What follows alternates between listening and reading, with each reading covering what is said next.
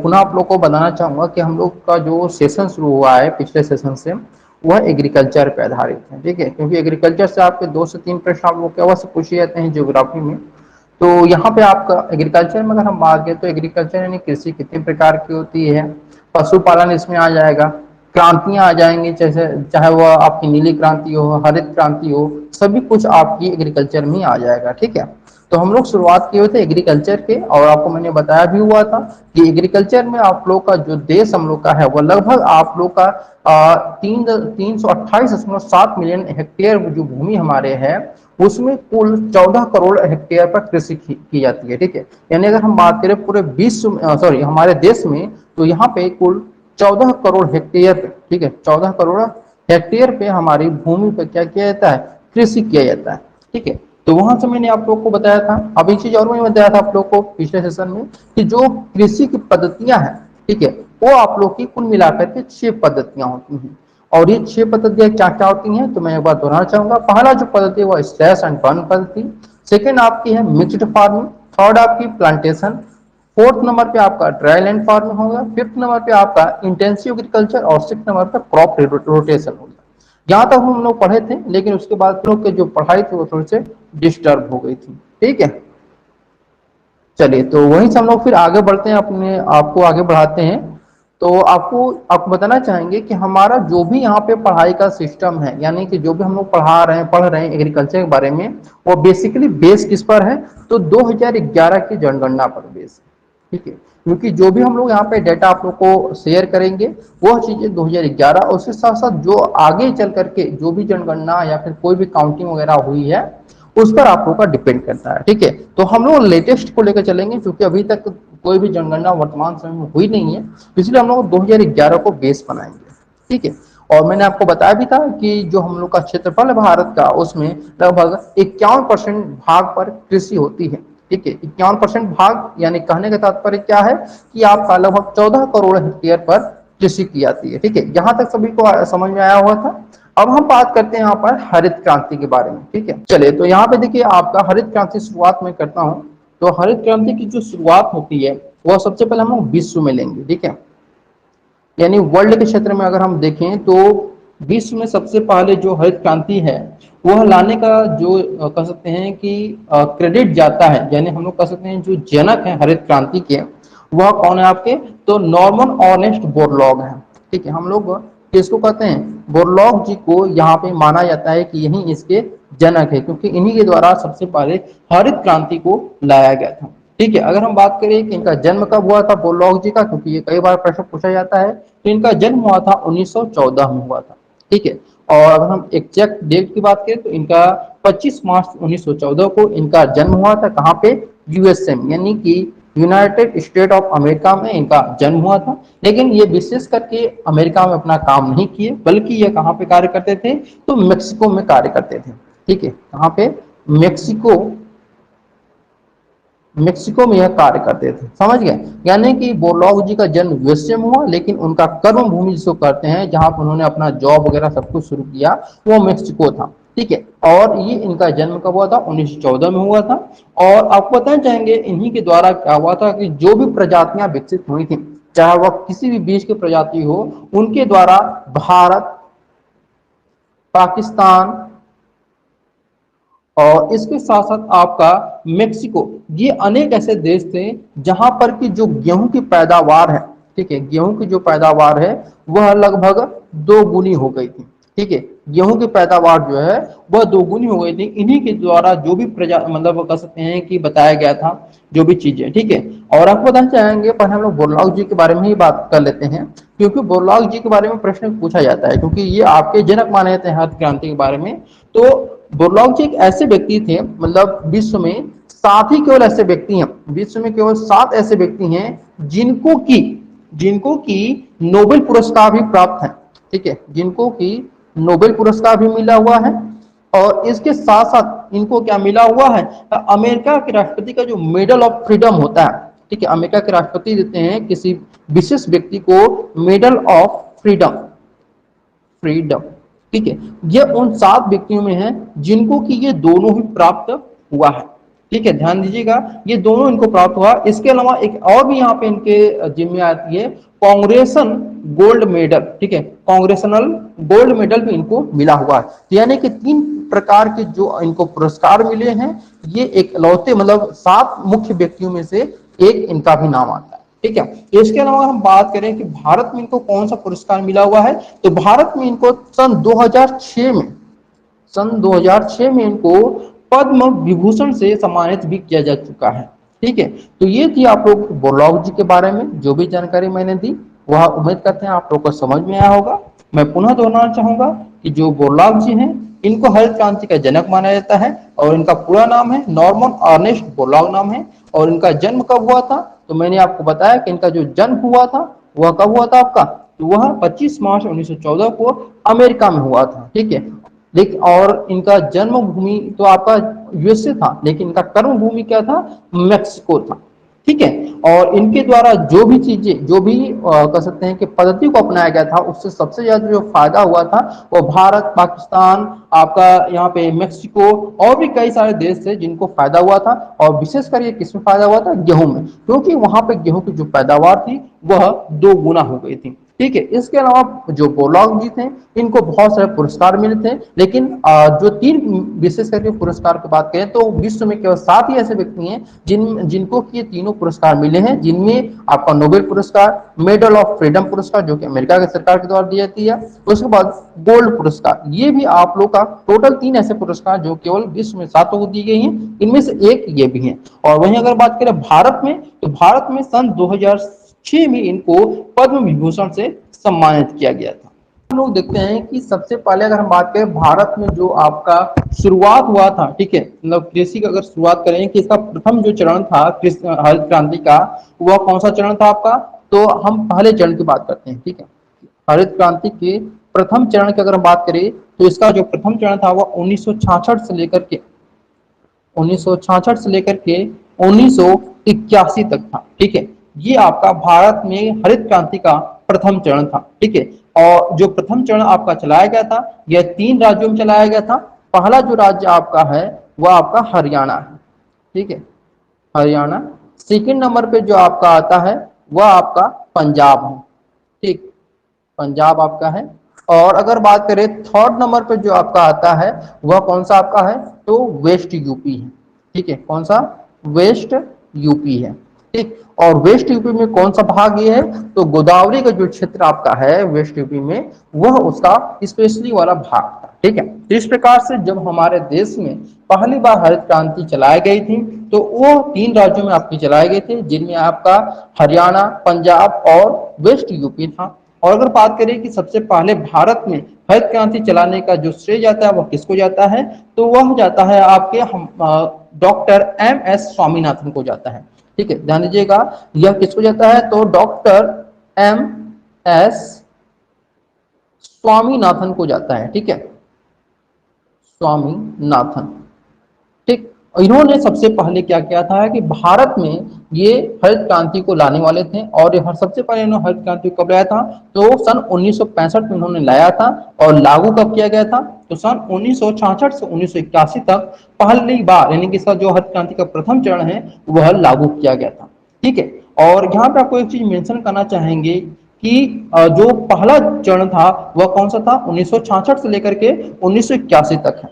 मैं पुनः एक बार लिख देता हूं कि जो पहला चरण था वह आपका कौन सा था, तो वह 1966 से लेकर के 1981।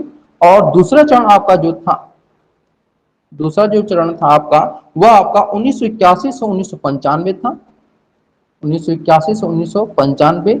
और तीसरा जो चरण आपका था वह क्या था, 1995 था। ठीक है, तीसरा जो चरण आपका था वह 1995 था। ठीक है, यानी कि तीन चरण में आपका यह लागू किया गया था। और अगर बात करें कि चौथा चरण भी आया था जो कि हमारे नरेंद्र मोदी जी के द्वारा लाया गया था, उसके बारे में अभी आगे बताने वाला हूं। लेकिन पहले ये 3 चरण को जान लीजिए। पहला चरण आपका 1966 से 1981, दूसरा जो चरण आपका था 1981 से 1995, तीसरा जो चरण था आपका 1995 तक यह आपका चरण हुआ था। ठीक है, इससे क्या हुआ था कि हमारे देश में जो भी कोई भी क्षेत्र था, ठीक है, कृषि में स्पेशली अगर बात करें तो यहाँ पे इन सभी क्षेत्रों का विस्तार हुआ था। यानी चाहे वह गेहूं हो, चावल हो, खास करके, तो इनसे क्या हुआ था कि फसल जो है वह और भी अधिक उत्पादन वहां पे होने लगा था। ठीक है, लेकिन अगर हम बात करें कि हरित क्रांति जो जब आई थी उससे पूर्व देश में, जहां पे अगर हम बात करें हमारे देश में लगभग लगभग 12.3 मिलियन टन गेहूं का उत्पादन होता था। ठीक है, मिलियन टन गेहूं का उत्पादन होता था। वह हरित क्रांति के आने के बाद जो आपकी गेहूं की दर थी, मतलब उत्पादकता थी, वह कितनी हो गई? 69.68 मिलियन टन हो गई। ठीक है, मिलियन टन ही हो गए। यानी कि हरित क्रांति नहीं आया था तब हमारे यहाँ पे उत्पादकता कितनी थी? 12.3 मिलियन टन थी। और जब आपका हरित क्रांति आ गया उसके बाद जो गेहूं की उत्पादकता है वह 69.68 मिलियन टन यहाँ पे हो गया था। ठीक है, और ये सब किसके द्वारा हुआ था? तो यह सब हुआ था HBVP के द्वारा हुआ था। ठीक है, या फिर हम इसको एक और नाम से जानते हैं, वह नाम आपका है HYS के नाम से। ठीक है, HYS के नाम से।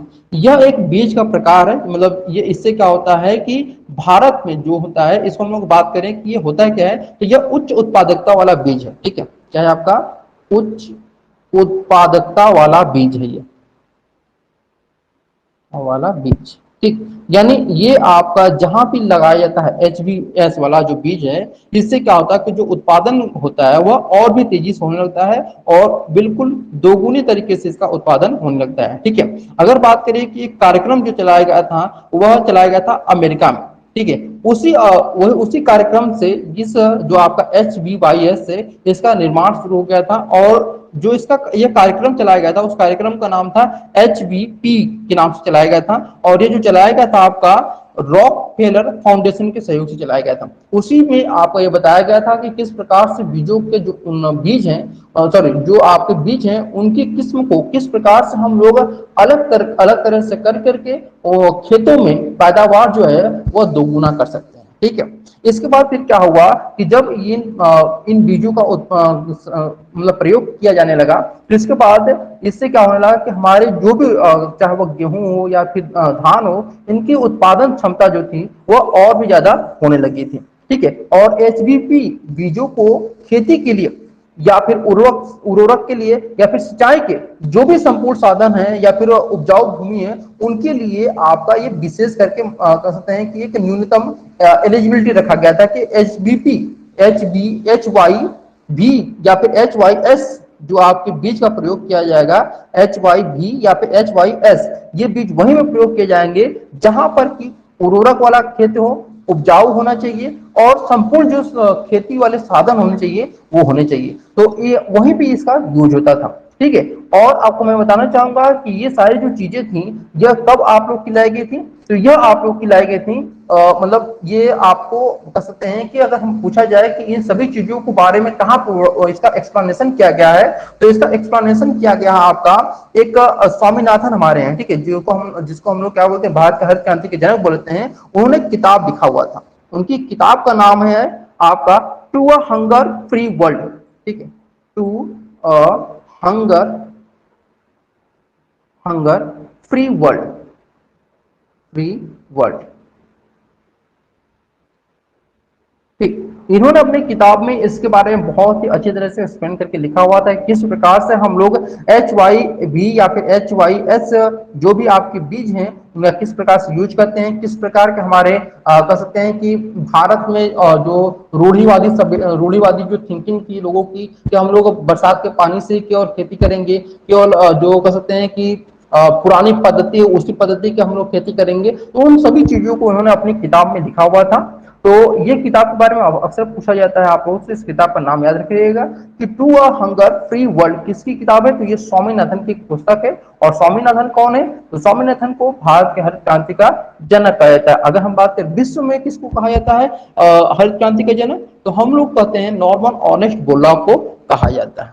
ठीक है। और नॉर्मन ऑस्टिन बोरलॉग के नाम पर ही बोरलॉग के मतलब कृषि के क्षेत्र में जो लोग अच्छा कार्य करते हैं उनको बोरलॉग पुरस्कार भी दिया जाता है। मतलब कृषि क्षेत्र में विशेष योगदान जो लोग देते हैं, चाहे वो कृषि वैज्ञानिक हो, किसान हो, या कोई भी आप लोग सोशलिस्ट हो, उनको हो क्या दिया जाता है, बोरलॉग पुरस्कार के से नवाजा भी जाता है। तो ध्यान रखिएगा कि कृषि के क्षेत्र में सबसे बड़ा जो पुरस्कार वो कौन सा पुरस्कार है, तो बोरलॉग पुरस्कार है।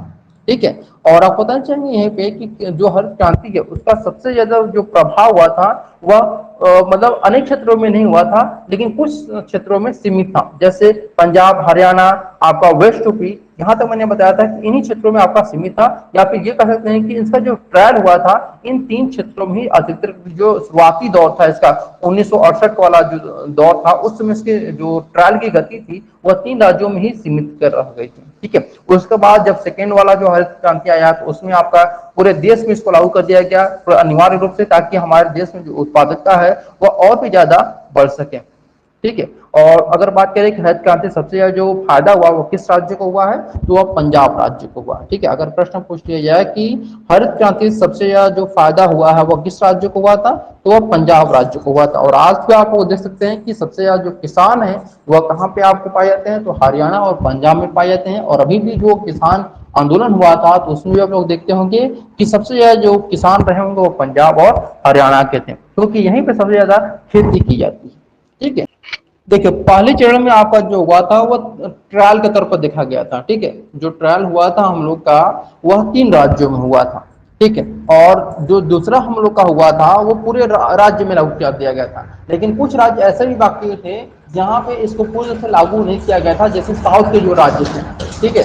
तो वहां पे 1995 में जो हमारा तीसरा दौर था उसमें पूरी तरह से इसको लागू कर दिया गया था। फिर क्या हुआ कि जब 1995 में तीसरा जो दौर था हरित क्रांति का, उसमें उसके बाद जो सरकार थी वह थोड़ा सा निरस हो गई और किसान भी उतना ज्यादा मतलब जो चीजें आ चुकी थी उस पर बहुत ज्यादा एक्सपेरिमेंट नहीं करते थे। फिर उसके बाद क्या हुआ कि चौथा हरित क्रांति भी आया। यहाँ पे मैं बताना चाहूंगा 3 क्रांति के बारे में बताया हरित क्रांति के, चौथा हरित क्रांति भी आया था, फोर्थ हरित क्रांति।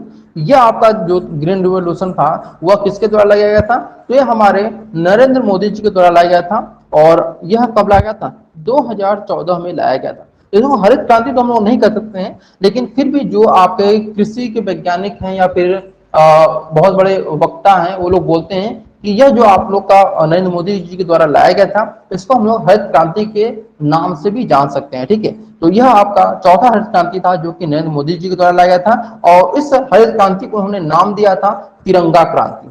ठीक है। तिरंगा क्रांति के नाम इन्होंने दिया था इस हरित क्रांति को। इस तिरंगा जो आप लोग का हम लोग के रंग है तिरंगा, इसमें आप लोग को पता है केसरिया होता है, हरा रंग होता है, सफेद रंग होता है। ठीक है। तो इन्हीं रंगों के नाम को लेकर के इन्होंने तिरंगा क्रांति की घोषणा की थी 2014 में। और इस क्रांति में उन्होंने अलग अलग रंगों का अलग अलग यहाँ पे उन्होंने बताया हुआ था कि किस प्रकार से हम लोग क्रांति कर सकते हैं। ठीक है। क्रांति स्पेशली हम लोग कृषि क्षेत्र में, कृषि में जो कर सकते हैं कि औजार यूज होते हैं उसको भी उन्होंने इसमें इंक्लूड किया हुआ था। ठीक है। तो मैं एक एक करके आपको बताऊंगा। जैसे तिरंगा होगा सबसे पहले जो आपका भगवा रंग होता है। ठीक है। भगवा रंग यानी केसरिया। और आपको पता है कि जो हमारी मोदी सरकार है उसकी जो पार्टी है बीजेपी, उसका जो कह सकते हैं रंग है झंडे का वह भी आपका भगवा है। तो इसीलिए उन्होंने भगवा बहुत ज्यादा ध्यान भी दिया। और उन्होंने भगवा क्रांति में ये बताया, भगवा क्रांति, देखिए भगवा क्रांति में उन्होंने ये आपकी शुरुआत कब हुई थी भगवा क्रांति की, 2014 में शुरुआत हुई थी और नरेंद्र मोदी के द्वारा शुरुआत हुई थी। इसमें सौर ऊर्जा के उत्पादनों को बढ़ाने के लिए भगवा क्रांति का शुरुआत किया गया था। किसका, सौर ऊर्जा का। और आपको पता है सौर ऊर्जा क्या होता है, मैं फिर भी बताना चाहूंगा आप लोग को। देखिए सौर ऊर्जा जो भी थी, ठीक है, सौर ऊर्जा, इसमें क्या हुआ कि सौर ऊर्जा के जो उत्पादन है उसको बढ़ाने के लिए स्पेशली भगवा क्रांति लागू की थी। इसमें क्या होता था, इसके लिए आईएसए नाम सुने होंगे आप लोग, आईएसए। ठीक है। आईएसए का मतलब होता है इंटरनेशनल सोलर अलायंस, यानी कि अंतरराष्ट्रीय सौर गठबंधन जिसको हम लोग बोलते हैं। ठीक है। और जो आईएसए इसका गठन जो किया गया था वह 2017 में किया गया था। ठीक है। 2017 में इसका गठन किया गया था आईएसए का। और जिसका अगर हम बात करें मुख्यालय कहाँ पे आईएसए का, तो वह आपका गुरुग्राम में है। ठीक है। इसका मुख्यालय जो है वो कहाँ पे है, आपका गुरुग्राम में है। तो ये ध्यान रखिएगा कि जो भगवा क्रांति है वो किस लिए चलाई गई थी? तो सौर ऊर्जा उत्पादकता को बढ़ाने के लिए भगवा क्रांति शुरू की गई थी। और जो दूसरी क्रांति आप लोगों की शुरू की गई थी 2014 में, जिसको तिरंगा क्रांति कहते हैं, उसी के अंतर्गत आपका आता है हरा क्रांति। ठीक है, हरा क्रांति। अब देखिए हरा क्रांति क्या आपका है? तो हरा क्रांति जो है इसमें हम लोगों ने क्या किया, हरा का मतलब होता है हरा यानी कि ग्रीन। तो इसमें द्वितीय जो हरित क्रांति थी इसमें दालों के उत्पादन को बढ़ाने के लिए की गई थी। ठीक है, जो हरा क्रांति है वह दालों के उत्पादन को बढ़ाने के लिए इस क्रांति को किया गया था। ठीक है, दालों का उत्पादन जो है उसको बढ़ाने के लिए किया गया था। और तीसरी जो क्रांति आप लोग की हुई थी जो कि आपकी तिरंगा क्रांति के अंतर्गत हम लोग इसको रखेंगे, इसको हम लोग सफेद क्रांति के नाम से जानते हैं। ठीक है, सफेद क्रांति के नाम से हम लोग उसको जानते हैं। अब इसमें देखिए क्या हुआ था कि इसको दो मतलब कह सकते हैं कि एक पहला जो था आपका, इसको हम लोग दो तरह से देख सकते हैं। जो आपका सफेद क्रांति है, पहला यानी कि प्रथम श्वेत क्रांति जो आपकी चलाई गई थी। ठीक है, सफेद क्रांति मतलब मोदी जी के द्वारा नहीं चलाई गई थी, इससे पहले भी आप लोगों को चलाई गई थी। यह चलाई गई थी आपकी 1998 में। ठीक है, 1998 में सफेद क्रांति चलाई गई थी, जिसको हम लोग श्वेत क्रांति के नाम से जानते हैं। इसमें दुग्ध उत्पादन को बढ़ाने के लिए किया गया था यह क्रांति। ठीक है, और यह क्रांति जो शुरू की गई थी दुग्ध उत्पादन को बढ़ाने के लिए, यह शुरू की गई थी पी कुरियन के द्वारा। ठीक है, आप लोग पी कुरियन का नाम जानते होंगे, अमूल आप लोग सुने होंगे नाम, तो उसके बारे में जानते होंगे आप लोग, पी कुरियन। ठीक है, पी कुरियन। तो 1998 में पी कुरियन के द्वारा दुग्ध उत्पादन को बढ़ाने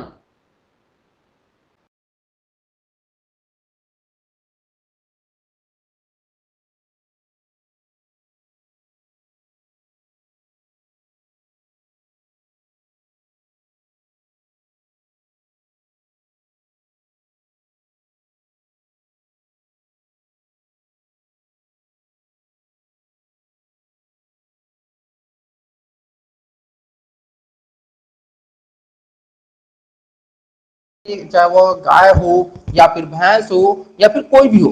ठीक है, तो उनको स्पेशली यहाँ पर बचाने के लिए उनका जो कटान होता है, जैसे आप लोग कई बार देखते होंगे कि जो गाय या फिर जो कहते हैं भैंस होती है वो बच्चे नहीं दे पाती या फिर दूध नहीं दे पाती है, तो उनको कसाई के पास दे दिया जाता है, बेच दिया जाता है। ठीक है, तो इस प्रकार से जब उनको भेज दिया जाता है तो उनको क्या हो जाता है, उनको कट कर लिया जाता है, यानी काट लिया जाता है वहां पे जाकर के। तो उन्हीं को कटान को रोकने के लिए यहाँ पर सफेद क्रांति चलाई गई थी 2014 में। यहां तक समझ में आया सभी को?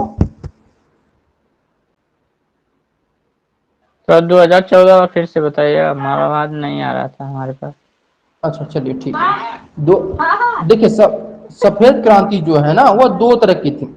ठीक है, पहले ये चलाई गई थी 1998 में। ठीक है, तो 1998 की जो सफेद क्रांति थी उसे हम लोग क्या नाम से, श्वेत क्रांति के नाम से जानते हैं। ठीक है, यह जो चलाई गई थी इसको हम लोग श्वेत क्रांति के नाम से जानते हैं। और 2014 में जो चलाई गई थी आपकी क्रांति, इसे भी श्वेत क्रांति के नाम से जानते हैं। लेकिन दोनों का जो आपका क्रांति चलाया गया था उसका उद्देश्य अलग अलग था। 1998 में जो चलाया गया था वह पी कुरियन के द्वारा चलाया गया था, किस लिए? दुग्ध उत्पादकता को बढ़ाने के लिए। वही 2014 में जो आपकी क्रांति चलाई गई थी वह नरेंद्र मोदी जी द्वारा चलाई गई थी। और किस लिए चलाई गई थी? जो दुधारू पशु हैं उनके कटान को रोकने के लिए इस क्रांति को चलाया गया था। ठीक है, चलिए एक चीज मैं यहाँ पे बताना चाहूंगा। अभी मैंने बताया था आप लोगों को दालों की उत्पादकता को बढ़ाने के लिए हरी क्रांति चलाई गई थी या फिर हरा क्रांति चलाया गया था। ठीक है, तो ये ध्यान रखिएगा कि दालों की उत्पादकता में, ठीक है, भारत जो है उत्पादकता में और उपभोग में भारत का जो स्थान है वो प्रथम स्थान है। ठीक है, ध्यान रखिएगा इसका कौन सा स्थान है आपका, तो यह आपका प्रथम स्थान है। ठीक है, और यह किस कारण हुआ था?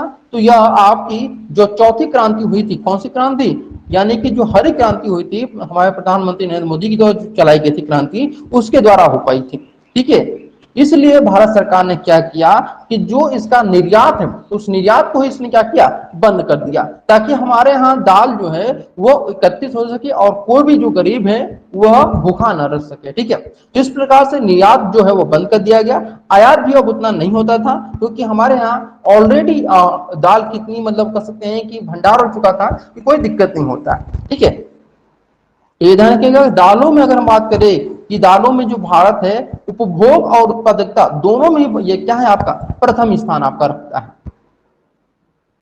देखिए अब यहाँ पे कुछ क्या है कि क्रांतियां हैं, ठीक है, और उनसे संबंधित क्षेत्र है, तो उसके बारे में मैं आप लोग को एक क्रांति के बारे में स्पेशली यहाँ पे आप लोग को बताना चाहूंगी कौन कौन सी क्रांति आपकी है, जिनमें आपकी नीली क्रांति होगी, ठीक है, क्या है आपकी नीली क्रांति। तो नीली क्रांति किस लिए चलाई गई थी ये आप लोग को पता है, तो वह आपकी मत्स्य पालन के लिए चलाई गई थी, यानी कि जो मछलियों का पालन होता है उसके लिए यह आप लोग की चलाई गई थी, ठीक है। उसी प्रकार से आपकी पीली क्रांति जो है, पीली क्रांति भी चलाई गई थी जो कि तिलहन उत्पादन के लिए है, और गुलाबी क्रांति चलाई गई थी झींगा मछली के उत्पादन के लिए, ठीक है। तो बहुत सारी क्रांतियां चलाई गई थी,